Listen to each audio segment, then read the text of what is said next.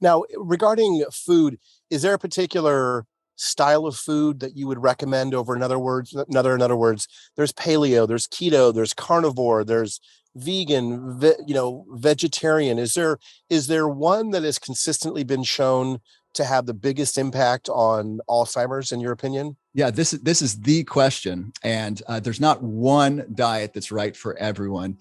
My understanding from the literature is that here's what most people will agree on. Number one, you got to get rid of refined foods, packaged foods. There's refined carbs in it, and there's bad oils in it. Almost every quote good diet that shows good progress removes those foods. So whatever you're going to choose, whether it's vegan or keto or paleo, you got to get rid of the packaged foods. And is that things like bread, pasta? What do you mean by packaged foods? Yeah, that's interesting. So packaged foods are certainly the junk foods. These are the sodas. These are the things that have ingredients that you can't read, you don't understand. So if you pick up something in the grocery store, it has more than 6 items in it, and you don't understand what they are, that's an indication that it's packaged food. If it also has sugar as one of the ingredients in it, or sugar under one of the variety of names, it could be brown rice syrup. There's all kinds of ways that they masquerade the name of sugar that's got that in it, considered a packaged food. I would avoid bread. Most would say that it's a really good idea to avoid bread because of the gluten and because it's high carb. And so I would avoid most breads. Certainly in the United States, our wheat supply has been crossbred to be highly glutinous and therefore highly dangerous to our health. If you're in Europe or you're in another country and you're eating kind of ancient grains bread, that's likely to be okay, or certainly better than in the United States. In the US, I definitely recommend going gluten-free. I think that's really important. Some researchers disagree. I think it's pretty clear that that's beneficial for most people. So no packaged food, ideally no bread. And then I've seen a lot of data on the low carb diet. There's a great documentary called Fat Fiction. I highly recommend that. It's available on YouTube for free. And that talks about the data behind the low fat diet, which is what we've had in the US, that being the ideal diet since the 70s. And since the 70s, we've done nothing but get obese and become diabetic and have terrible health outcomes. So the low fat diet has been catastrophic. And a high fat diet, and we're talking about fats from whole foods, like I think avocados, think olive oil, and think healthy proteins. I mean, grass-fed beef, not the industrial beef, wild caught salmon, sardines, healthy fish, and then healthy oils like hemp seed oil or flaxseed oil. Eating a high fat diet and those healthy foods, reducing carbohydrates a lot, eating a lot of vegetables, that's shown to be a very healthy diet. So number one is remove the packaged refined foods, refined sugar. Number two is eat a lot of vegetables. I don't care what diet you're looking at, unless it's carnivore. Most diets show that eating a lot of vegetables is a really good idea. You generally want organic vegetables because the non-organic can be sprayed with pesticides. You don't want that. Those can be neurotoxic. Those can impair the brain. They can have heavy metals in them. Heavy metals are linked to Alzheimer's disease. So eat lots of vegetables, ideally organic. And then from there, the question is, do you want to be a vegan vegetarian or do you want to eat meat? Either one of those can work. If you really want to be vegan vegetarian, you can do that. If you're going to be vegan, you're going to want to supplement B vitamins and likely protein, choline, which is a nutrient found in egg yolks that's involved in making the neurotransmitter acetylcholine, which is very important in memory. So if you're going to be vegan, you're going to want to look at your supplements. You might also need to supplement iron, for example.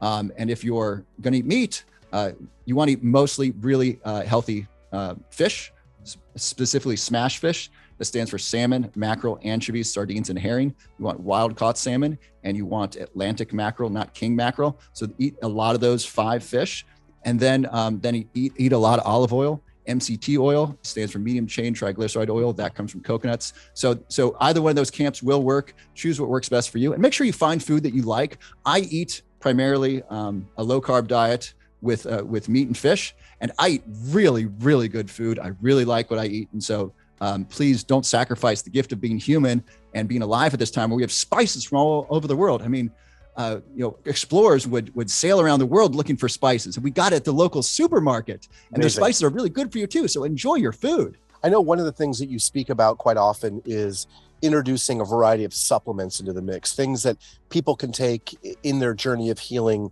that might make the biggest difference. Can you walk me through some of the supplements that you find to be most helpful? Absolutely. Yeah. Thank you for asking that. Great question. So there's a lot of dietary supplements that are not prescriptions, that are shown in the peer-reviewed literature to be very helpful, not only for inflammation, and actually there's some that help prevent Alzheimer's disease that most people don't know about, which is amazing to me. It's amazing doctors aren't educated in this and telling their patients, look, if you take curcumin or cinnamon or lion's mane, these things can help reduce your risk of dementia.